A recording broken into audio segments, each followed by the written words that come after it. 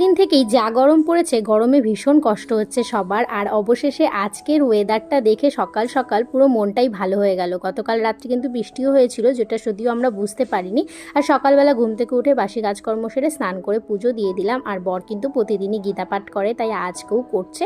তারপর ও রেডি হয়ে খাওয়া দাওয়া করে এখন দোকানের জন্য খাবার নিয়ে দোকানে চলে গেল। আর তারপরে দেখো, আমাদের বাড়ির পাশে একটা বেল গাছ আছে, এই গাছ থেকে একটা বেল পড়েছে, আর সেটা আমরা বাড়ির থেকে দেখেছি আমি আর দিদিভাই। তারপর গাছতলায় চলে এলাম, যদিও আর বেলটা আর পাইনি খুঁজে।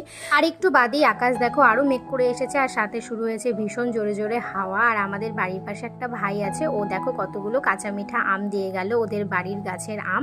তো দেখে তো লোভ সামলাতে পারছিলাম না, তাড়াতাড়ি করে দেখো দুটো বাটিতে কেটে নিলাম, একটা আমার জন্য আর একটা দিদি ভাইয়ের জন্য। আর এদিকে দেখো ঝিরিঝিরি বৃষ্টিও শুরু হয়ে গেছে। তারপর দুজা মিলে ঠিক করলাম এই বৃষ্টির মধ্যে বসে না থেকে অনেক দিন থেকেই দুজনের মেহেন্দি পড়ার শখ, কিন্তু পড়া হয়ে উঠছিল না, তো দুজন মিলে একটু মেহেন্দি পড়লাম। কেমন হয়েছে অবশ্যই কমেন্টে জানিয়ে।